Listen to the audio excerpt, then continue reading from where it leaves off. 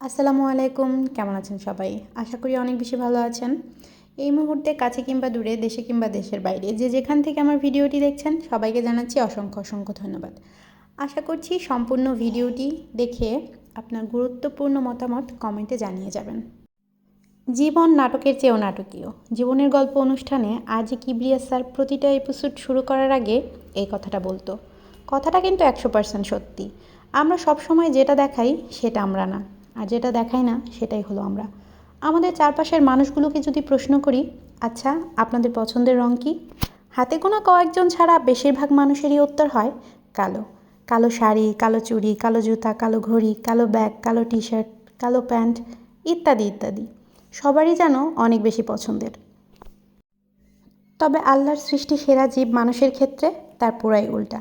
কালো মানুষটা যেন এই পৃথিবীর সুন্দর মানুষগুলোর কাছে বড় বেশি অসহায় আর অবহেলিত। হোক সে ছেলে কিংবা মেয়ে, বড় কিংবা ছোট। সোশ্যাল মিডিয়ায় যখন আমরা কোনো কালো মেয়ে বা ছেলের ছবি দেখি, তার কমেন্ট বক্সে ভালো ভালো কমেন্ট করে ভরিয়ে দিই। সো কিউট, অনেক মায়াবী, গায়ের রঙটা কোনো ম্যাটার করে না, মন ভালো হলেই হলো, আরও কত কী। যখন প্রসঙ্গ আমাদের জীবনসঙ্গী চুজ করার, আমরা একটা সুন্দর মানুষকেই খুঁজি। সে যতই গুণবতী হোক না কেন, সাদা চামড়ার কাছে তার সমস্ত গুণই যেন ফিকে হয়ে যায়। ঠিক একইভাবে নিষ্পাপ বাচ্চাগুলোকেও কিছু মানুষরূপী পশু কটু কথা বলতে ছাড়ে না। আমার ছেলে বয়স মাত্র 2 বছর 10 মাস 10 দিন, যে কিনা এখনও এই সাদা কালোর বৈষম্য সম্পর্কে কিছুই বোঝে না। তাকেও শুনতে হয়েছে কত কথা, কালো কেন, কার মতো হয়েছে, আরও কত কী।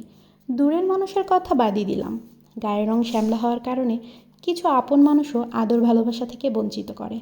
আফসোস, তারা যদি জানতো বা বুঝতো প্রতিটা মায়ের চোখে তার সন্তান কতটা সুন্দর, তাহলে কখনোই এই প্রশ্নটা করতো না, তোমার সন্তান কালো কেন। আমিও চাই না সেই সমস্ত মানুষগুলো আমার ছেলেকে আদর করুক, যাদের মুখে মধু আর অন্তরে বিষ। আমার ছেলের জন্য আমার আল্লাহই যথেষ্ট। সন্তান মানেই সুন্দর, হোক সেটা আমার কিংবা আপনার। যাই হোক, অনেক কথা বলে ফেললাম। এই যে কিটক্যাট চকলেটটা দেখছেন, এটা কিন্তু কোনো সাধারণ চকলেট না।